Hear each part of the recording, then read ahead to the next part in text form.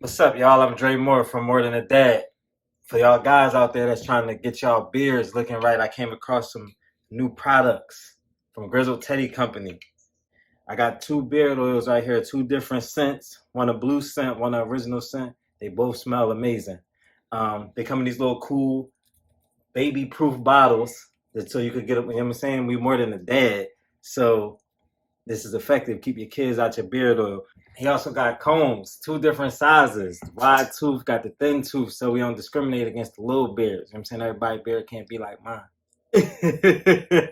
So all my dads out there, I'm gonna need y'all to go support Grizzle Teddy Company. Groom your heart, groom your body, groom your beard. Stay well. Check out Grizzle Teddy Company beard oil. More than a more than a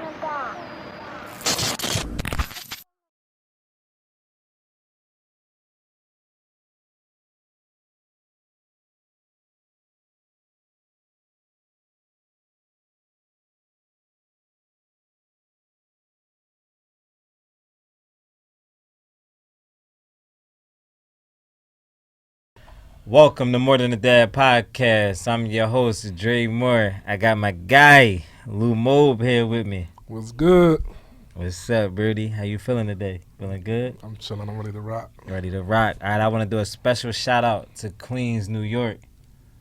It's in New York City. It's a borough, small part. Yeah. They give us that breakdown on when we check out the views. It just be cities. They're considered different sub cities, I guess. Oh, I just was because I know we be shouting out a lot of places that we get views and stuff from. I was trying to see how they bust it down. Yeah, we'll get like multiple places. Oh, multiple places. All right, well, what's up, Birdie? I got a fast five for you. Let's jump right into it. Oh, okay. All right, video game edition. Midnight Club or Need for Speed? Oh man, I'm a Need for Speed dude. Midnight Club was tough. Midnight Club was Especially tough. when they had like the dub edition joint. That joint was tough. It was tough. Tekken or Street Fighter? I'm gonna go Street Fighter. I've been playing Street Fighter longer. All right. And like all them characters was like crossing over into like the Marvel vs. Capcoms and stuff. Like the Street Fighter guys were always on that. Oh yeah, absolutely. Crash Bandicoot or Spyro the Dragon? Crash, bro. Crash? Crash, bro. Yeah. By a long shot. Yeah, Crash Fire. You're right.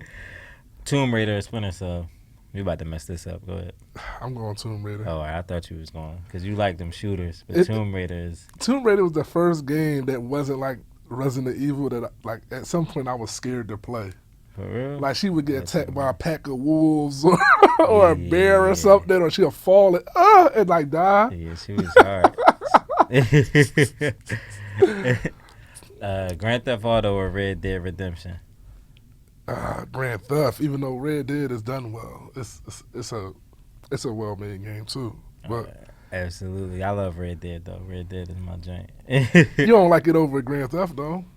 No, I don't like it over GTA. But if GTA was in times where you rode horses, it'd be talking about the same. It's the same game. Yeah, it's the same joint. It's definitely the same joint. They be tricking us, man. We on to y'all game platforms too, man. Y'all just be giving us the same game in different ways. But You know what I realized the other day? what? Not to cut you off. No, go ahead. The Grand Theft that people still playing today is the one that came out on PlayStation 3. We on PlayStation 5. Yeah, I know they don't update. They just updated online and all that. You can play the graphics get a little better, but it's still the same platform. I was mad at Fortnite for being like the Fortnite that everybody plays is the beta version of the game because the original game was like I think it was like you was running from zombies. Right. That failed. This succeeded. The player versus player battle royale format has went on to be known as the game of Fortnite. Right. I was mad at that because they've been playing that same Fortnite this whole time. Right. Like I might have been playing Fortnite at a couple cribs ago that I lived in. You think what I'm saying? Yeah, that's a fact. Yeah, they just gonna update it. And They be getting over. Grand Theft has been the And you still gotta buy it. the blueprint. Yeah. The Grand Theft that they playing right now was the same one I was still living in my mom's basement playing. Yeah, GTA 5. That is I nuts. ain't upgrade yet. That is nuts, bro. But yeah, before we even like jump into what we get into, how's dad life and all of that, I wanted to, send my prayers out to Damar Hamlin and his family. Buffalo Bills player collapsed during a football game. He's doing better now, progressing. He still have a long way to go, but since that was like a big thing going on from a parent's perspective, I just wanted to get your opinion on how you would feel like your child, out there doing something that they love, something that they passionate about, and then going through something like that and then handling that like in front of the world. So like I'm a parent now, but I was a player. Right. So you got it both ways. I got it both ways. I was scared. You know what I mean? His health and everything is the first concern. So anything else other than that is yes, insensitive. Skip. Um, Nobody cares about the game or when it was going to be played again or how much money you guys lost in ticket sales and beer revenue. Right. Absolutely. His health is the most important thing. But as a player, you get hurt or he broke an ankle. I would tell you my teammate popped the bone out the skin in his hand and stuff like that. It's like, when you take this risk to play football, it's like a gladiator sport. You know what I mean? Absolutely. And you sign waivers and stuff that it is dangerous.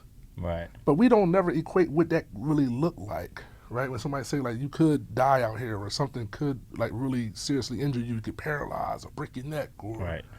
But the likelihood of it happening might be less. But it's always this option that it could happen. Like this odds that it could happen, and him laying down like I tore ACL and I was laying down out there. It's a torn ACL.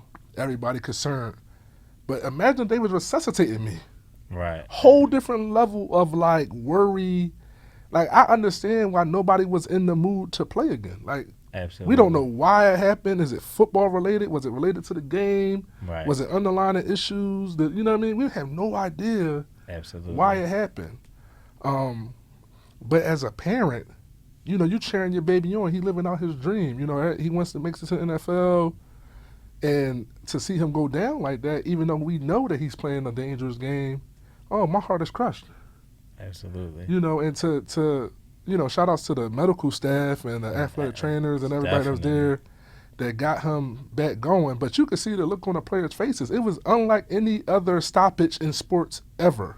Yeah, that we've ever seen. Yeah. Who's the basketball player we was talking about the other day that you said, Pastor? Hank Gathers. He actually from Philadelphia. Hank Gathers. Right. Similar situation. Like, and that's kind of like before my time. Like before our time. Before our time, right? So this is like the first time we've seen that. Right. Even like the Ryan Shazier hit, it wasn't like life or death. We know he's critically hurt. Right. Or injured, right? Right, yes. It wasn't like he could have died out here in front of 70,000. Yeah, absolutely. It's different. Yeah, and that's like, as a parent, that's probably like the last thing. Like especially like, like we haven't, our kids don't play sports yet per se, but you play sports. But like in the stands, like you're in the stands watching, and it's like, that's my kid. There, like you hope, like it's just, and you helpless. Right. Like it's really nothing that you can do. And it would be like the wrong time for you to even try to get down to the field. Exactly. You kind of just gotta watch and wait, and then it's a lot. But I'm glad that he's taking a turn for the better. They probably didn't even know. If you imagine being, like somebody's down out there, right? Like you don't need right. You might not even have noticed who fell and collapsed during it until you notice like, oh, it's my kid, and it's a thing. But yeah, it's a lot. So definitely, prayers out to him and his family, and hopefully he makes a full recovery. Absolutely. And not to start us off on a bad note, but I had to, Yeah, we got to get it out the way. Yeah, I had to get it out the way. So, how's dad life, my guy? Dad life is good, bro. I'm glad you did that because that's been in our group chat all week. Dad life is cool, man. I have been thinking about something as a man, like. I be having these real like reflective moments. Right. I spend a lot of mornings by myself, so I was having this thought of like thinking about my daughter and like how special she is to me. And I was saying like as a man, you have special women in your life. You have mom, you have your wife, you have a daughter, and how like as a man, you need all three of their loves very differently, and it's all being nourished by a woman. Right. And I was just thinking like, like when my daughter hold my face and like hug me, my head is like her whole body and she hugging around my head. It mean a lot to me. Right. You know what I'm saying? Like when she front on me for her mom, that I feel a way. You know what I'm saying? Like my relationship with her is very special and unique. Is much different. You know, I need different type of love from my wife. I need a different type of pat on my back from my mom. You know what I mean? But you, as a man, you don't realize you be nourished. You're being nourished by 3 different women. Absolutely. You know what I mean? And I just wanted to take the time, you know, to say that because I didn't feel that same exact way about my son. Right. Right. Because it's now it's like, oh, you just little me, and it's like, you know, it's like I see me and you, right? But I don't necessarily see me and my daughter because she a girl, right? Right. But I love her a different way.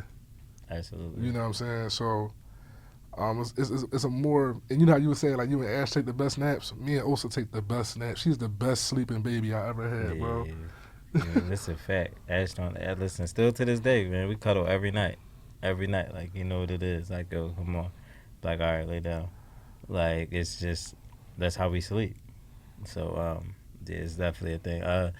Dad life for me is I want to actually touch on this, and I know we talk a lot here about like the village and the support you have, but I wanted to like like kind of like give a big shout out to like the people that's around my kids as far as like staff and administration like at schools and the stuff that they go on and how like accommodative they've been to like my kids' needs. So like more so recently, like Dre's gonna be like making a transition to high school. So we had to sit down with the principal at he's gonna be going to so we had to sit down with the principal and like just to prepare, what it's gonna be like for him coming in and like some of his, needs and some of his accommodations and stuff that he may need to help him be successful. And like they was on board and like having a whole bunch of ways, like we can set it up where like he's able to be successful.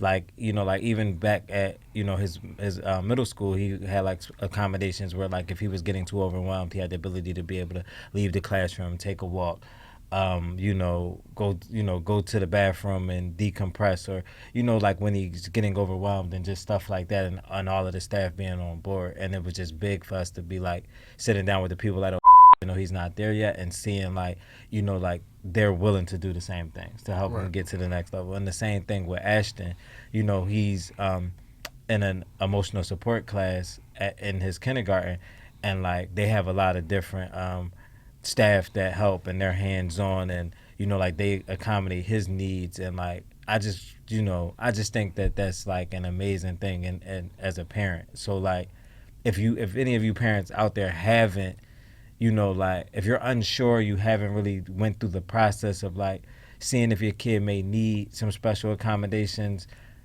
it's some wonderful people out here. So don't really like be hesitant on going in and asking the people like, my child needs X, Y, and Z to be successful, and see if y'all can get on the same page. And I feel like I've been dealing with that a lot, and like I feel like it's like it's a very important thing. No, I'm glad you feel like that. I feel like I'm having like the opposite experience. For real, gang? My experience with our daycare has been like, a part of it is, my wife overreacts a little bit. But everybody ain't good though, so you gotta find the right people. Right. But go ahead, bro. No, and that's good for you, and I'm proud that you are being supported that way. Because you feel like you lacking support, gang? No, not even that. No. I just feel like you just have to be careful sometimes. Like people want to like assess and diagnose things off the cuff versus like really doing the professional measures to do them things. Like for example, like Manny, let's say a year and a half ago, 2 years ago, he had one teacher that's no longer at his school want to tell us that he needed one-on-one support. Right. Fast forward to Manny 4.5, Manny like the smartest kid in his class. Right. Or one of the smartest kids in his class, right? He's use him as an example because Manny knows. Right. We had Jim on here talking about the counting and all that. It's go further than that. Like Manny know body systems. Like Manny was learning mommy nursing books with her at night. Right. Like Manny's smart, you know what I mean? But we had one point in time, it was like, he don't sit down for circle time. You know what I'm saying? Go to my second kid.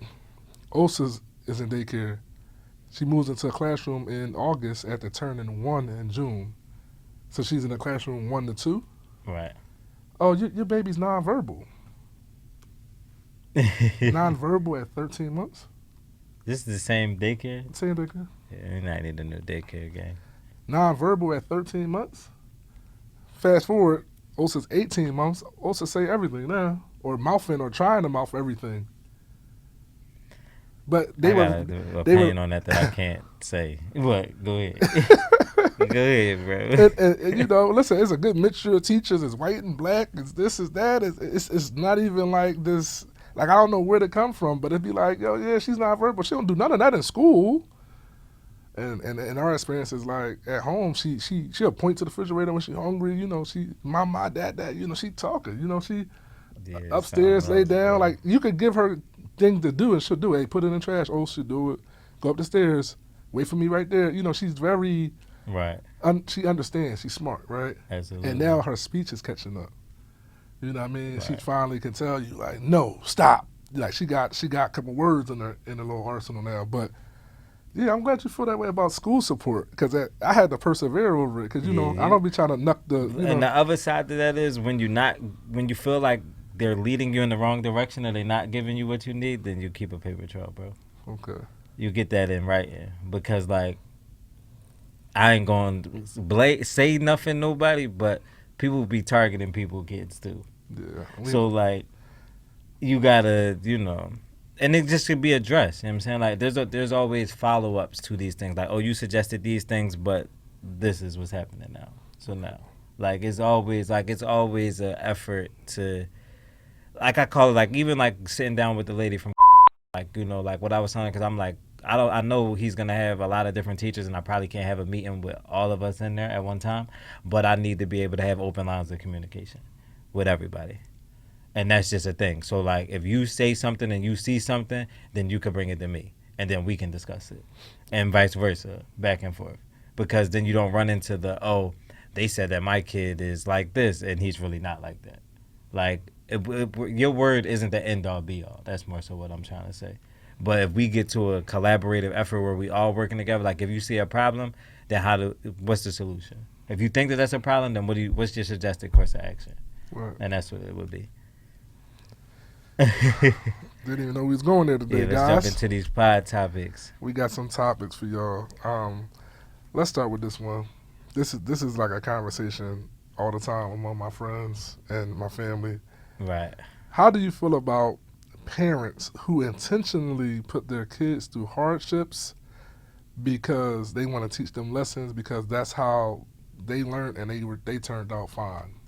Right. So this is a subject, like sometimes I go to my brother's house and we get into this, like about like they don't want to give their kids everything and they had to figure it out. And I can't say what's right and wrong because I'm not the teacher of parenting, but I just don't believe in walking around in the dark and bumping your head against the way if I know the way. That's a fact. You feel me? I just can't live that. Like, I don't even operate like that. Like, I went back to coaching football because I was trying to expedite their football knowledge. Even when I worked in school, it's like, hey, I already maneuvered through this.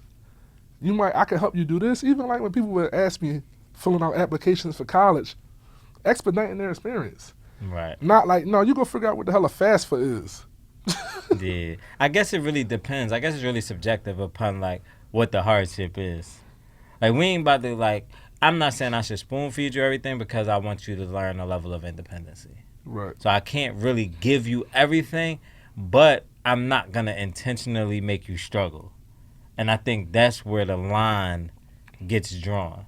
Like, you might have some people, like, people will overspoil their kids, and then your kids aren't self-sufficient. They can't do for themselves. They can't fend for themselves. So I understand the concept of not overspoiling, but at the same time, I don't want to cause you some undue trauma that you don't need. Right. Like, for what? Like, I don't need you to do that. I would be more so like trying to teach you responsibility. Let's just keep it a being. So in our community, right. Following that, I just let you have kids young, and I'm gonna let you struggle when go through welfare and just go these routes. Right. When I coulda did something because I already lived that. You know what I'm saying? That's a thing in our community. You know what I mean? Yeah, like these extreme, like I've been in multiple barbershops. I done sat on porch steps and watch that be communicated out loud. Like that is, I did it, so you can do it. Like this how I learned it. And I was just like, it just, now that I'm a parent, I just don't live in that way. Or like if you want to get to work, you can catch the bus, but I could give you a ride, or I could help you get a car, or it's all these options. Absolutely. Yeah, I understand. I understand the idea of saying like, yo, I need you to figure some things out, but like some things are very drastic, bro. Right. Like I'm not gonna be like, yo, you had a kid young, like you're gonna have to figure out how to raise it on your own. Like the chances of you messing that up is extremely high. Right. And I just don't want to leave that up to chance for you if I have the tools or the capability to help you. Now, if it's like, you need to go out here and get a job, you probably need to learn how to fill out a job application. So if I give you the application, then like, fill it out. Right. Like some things like you're just gonna have to figure out how to navigate on your own. You're gonna have to learn how to talk to people. You're gonna have to learn how to advocate for yourself in things. Like if I'm always your voice and I'm always your mouth, like we definitely advocate for our kids. But if I'm at a certain point, if I'm always your voice, when are you gonna learn to talk for yourself? Right. You get these adults that can't articulate themselves and can't communicate for themselves because somebody's been communicating for them their whole life. So like, it's balance, but I'm not gonna let you flame out if I got the capability to stop you from flaming out. Right. But I'm definitely just like with me, like when I had like, I feel like my parents didn't prepare me to be a parent, yo. Like they was good parents, like by like they were good parents by example. Like they treated me good, they did the right thing. I was raised right. Let's just say that my parents raised me right. I was raised right. My parents did not help me like be a parent, bro. Right. Like it's crazy. Like now I'm thinking about like I'm having like mad epiphany. Like they didn't, like my mom and them never, like somebody was like, I forgot who I was talking to. They was like checking the temperature of a bottle, like putting it out and check. I'm like, man, I've never done that. I've never checked out, like they like, yo, you put it in your elbow or something, bro. I take them joints out the joint, out the microwave or out of wherever they was getting heated at, out the little, we had a bottle warmer, off the bottle warmer right in the mouth. You know what I'm saying? Like I was winging it, and I had both my parents there. My thing is they like, just was letting me do it, bro. I'm being honest. My thing is like, what is the conversation on? Like, yeah, we're gonna start training you to be a parent. Like after I'm telling you I'm having a baby. My mom threw me a baby shower. I appreciate her for that. Absolutely. So I will not say that. But as far as like some actual like, yo, you hold the baby like this. This how you swaddle a baby. This how you put a baby to sleep. What? But this is what I'm saying. So like I understand like, but I learned it. Right. So like I understand it from like, I'm just gonna let you go through that. Maybe they felt that way. Maybe they felt like, man, you went out here and did what you did at 18, so you got to figure that out on your own. The conversation be like, because we just live in this time of entrepreneurs, like he's saying, it's entrepreneurs and all this generational wealth, and you're talking about people who don't have wealth on what they would do with their wealth. And you know, I just differ from like, you know, I'm not like selfish or self-centered, so like I don't need for a lot. My life is like, right. You know what I mean? Like I'm very simple. But you have people who are a little bit more selfish. Like, you know, if I make all this money, I want to spend my money, right? And I have this of like, I want to give my kids a further head start than I did. You know, I always talk about like, I knocked down a lot of doors, keyword knock down. Right. But resources can unlock them doors. And then it might get to some time where they might knock down other doors and take it a little bit further. That's where I'm at with my kids, right? But in this conversation, you know, with my family or my friends, it'd be all this, but they gonna have to go out there and make their own money because I'm gonna spend mine. We only live one time, and I don't want to give them everything. Nobody gave us like we don't even have the options to be given. Like, what would you do if it was given? Right. You know, that's a sucker statement, though, bro. I'm not even gonna lie. What? The statement of like, we didn't have it, so I'm not gonna give it to you, even though I have it now. is a sucker statement. You know what's an Yeah. even more sucker statement is that this is a hypothetical and you don't have it to even be saying what you would do if you did have it. It's even a bigger sucker statement. Right, which is nuts, right? Like I saying because we didn't have it, if I had it, I wouldn't give it to you, is nuts. Like I would, like that's like I just said the example of my parents. Like if one of my kids was to come to me and be like, "Yo, I'm having a kid young," I'm probably gonna be more hands on into like helping you navigate it. Like I'm gonna give you enough room for you to find your way, but I'm not gonna let you be lost, man. I like it's nice. I'm sitting there looking at the baby like, what I do with this? What I do with What this? I do with this? Like, you know what I'm saying? Like, I ain't really, like I said, like, man, we was trial and error. Like he ain't die. So, like, that was that. But, like, it wasn't, like I said, like, it wasn't, like, I really cannot think of a moment that it was like, yo, you should hold the baby like this, or you should do this. Or you just mimic who was holding a baby. No, gang, talk to me. Like, what? That's what we got you here for. Guide me. Show me the way. Example, visuals. Would they say I'm not a vocal leader? Bro, I was in the crib playing video games. GTA. You just talked about GTA? I was playing GTA. The next thing you know, I was a pop. That's actually how I got nice at 2K. I was just saying that to somebody the other day, like, yo, how you get so good at video games? Because, man, I sat there as a 19-year-old, I sat there with my infant son on my lap and played 2K all day. This is what we was on. So girls and video games, I got it. Absolutely. Yeah. And rapping. Yeah. You know what I'm saying? Right. Parents, nothing. Just on this just keeping this topic, just keeping on this topic. So there was a mom who bought her kids a vending machine for Christmas, and she's receiving backlash, and some of the comments were like, "Let's not handicap these kids by making their lives so easy." And I just thought that comment was crazy because here we go, all this forward thinking, all this financial freedom we teaching. She bought the kids a vending machine, which could be a business, right, for the kids that were like, I want to say like low teenage age, so like maybe like 13, 14. It was a boy and a girl. right. She bought this vending machine where I think she should have been praised as a parent. Absolutely. You found people in comments that just have something negative to say, and I was just like, how is she receiving backlash for helping get her kids a business? Because it's the internet. It's the internet, bro. That's the problem with the internet, man. Because it gave these people voices and platforms they don't have or need. Like, if anything, she's teaching the kids responsibility.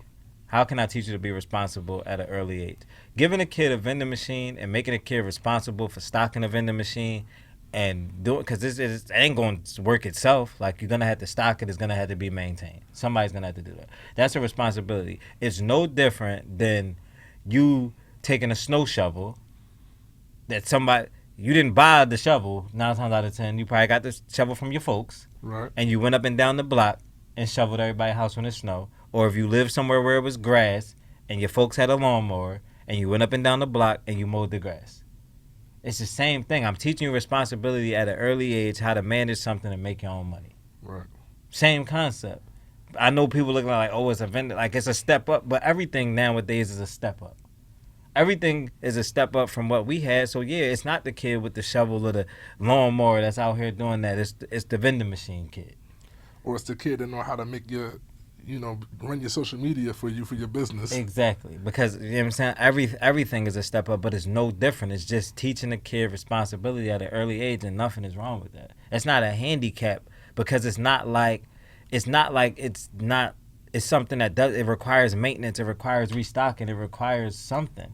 It's not like it just requires it's not like you put it into a stock and they just let the money's just accruing. They're just letting it add up and you're doing nothing. Like, it's something that's going to require a level of responsibility and maintenance. Like you always say to me, man, Lewis, hate. It's hate. It's hate, bro. It's the internet. Haters. Haters, bro. They on the internet. Haters have more access on the internet. Before you only could hate on things you've seen close to you. Right. I mean, I just think, like, we got to remember, like, if we all are just progression and taking it a little bit further than our parents, like, it's beautiful to me in a day and time where that's even thought to be a gift to give your kid. Absolutely. You know what I mean? Like, you see, like, the education clips on social media about how you can pay your kid and your LLC, and they could get paid up to $12,000. And when somebody start executing on some of this free game we're getting all over the internet and all over social media, how do you find a way to hate? Yeah, they do. It's crazy. That's what I'm saying. Like, it's no difference than like putting money in savings bonds. So you shouldn't give your kids saving bonds. They shouldn't have inheritance. They shouldn't have none of that. If we just not, I mean, because it's the same thing, except the vending machine requires a work. Right. You got to do something with it. Don't, like I said, don't move itself. Like, you know, like if your parent got a barbershop or salon, you go in there and you sweep the floor. Right, and you sweep up. Or you become the shampoo girl or shampoo dude It's or whatever. the same, right? It's the same thing. It's giving your kid responsibility at an early age. No. Stay off the internet, y'all. Stay on the internet and watch us. Don't be on the internet doing that other stuff, though. More Than a Dad Network. Yes. That's what it was. No, I think that's all I got for you today, man.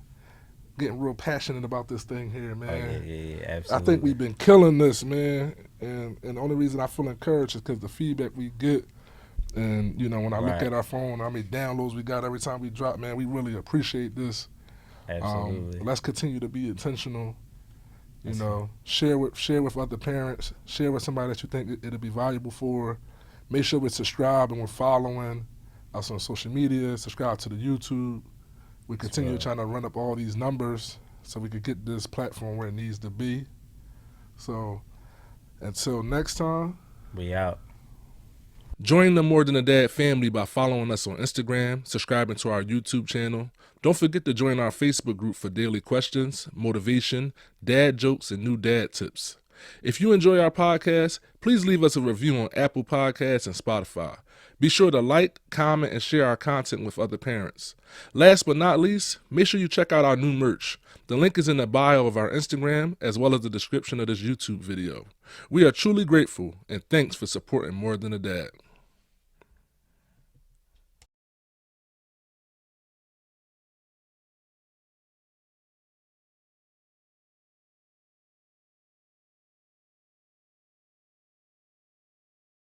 More than a dot, more than a dot.